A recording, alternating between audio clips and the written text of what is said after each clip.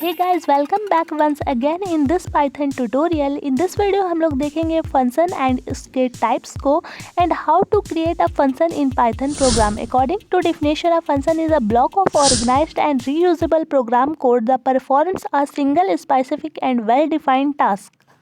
There are mainly two types of a function. Firstly होता है हमारे पास user defined function, जिसको user जो है define करता है और ये परफॉर्म करता है specific task, right. The user defined function are those defined by the user to perform the specific task. और जो सेकेंड हमारे पास होता है वो है built in function. Built in function जो है वो फंक्शंस होते हैं जो कि प्री डिफाइंड होते हैं पाइथन में, यानी पाइथन में पहले से डिफाइंड है. ठीक है. अब एडवांटेज जो है क्या क्या होता है पाइथन के फंक्शंस के, तो सबसे पहले हम लोग देखते हैं यूज जब करते हैं अगर हम लोग पाइथन में फंक्शंस को, तो हम लोग बहुत सारा जो रीराइटिंग है उसको अवॉइड कर सकते हैं, जैसे कि सेम लॉजिक और अगेन हम लोग प्रोग्राम में सेम लॉजिक जो लगा रहे हैं उसको हम लोग अवॉइड कर सकते हैं. ठीक है.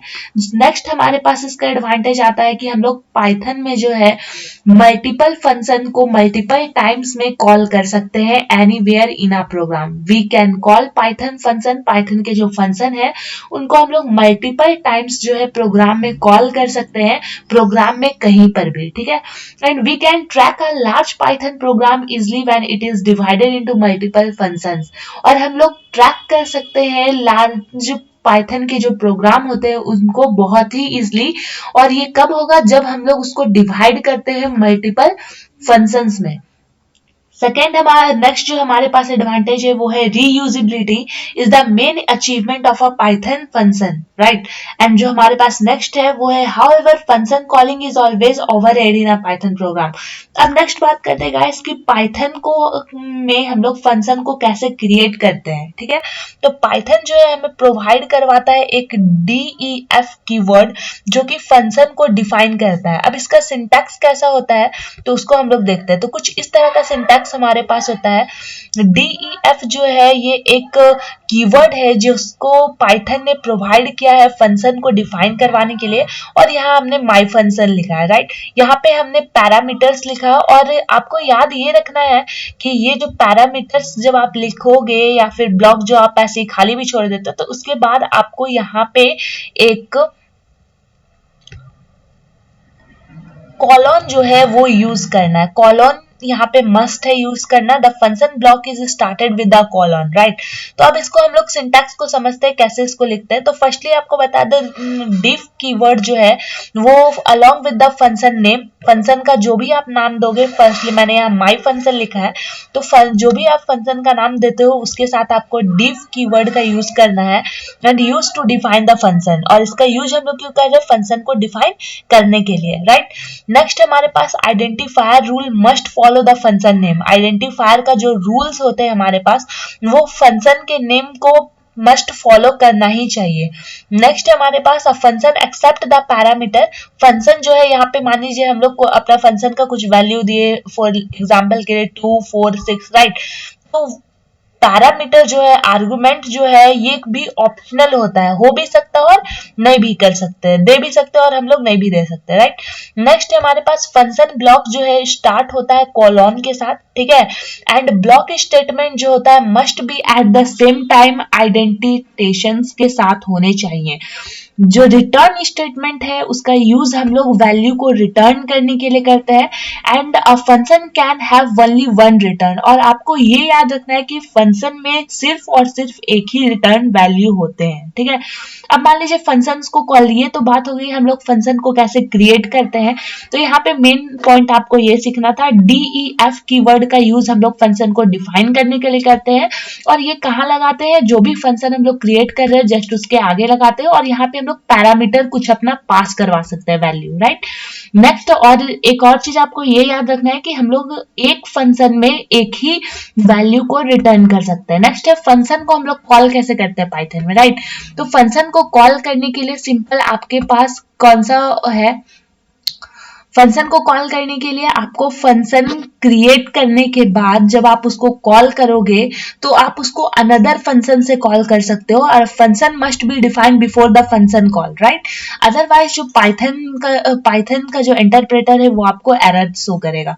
To call the function use the function name followed by the parenthesis, और जो कॉल, अगर जो फंक्शन को हम लोग कॉल कर रहे हैं उसका यूज जो है हम लोग उस फंक्शन के नाम से करेंगे, ठीक है।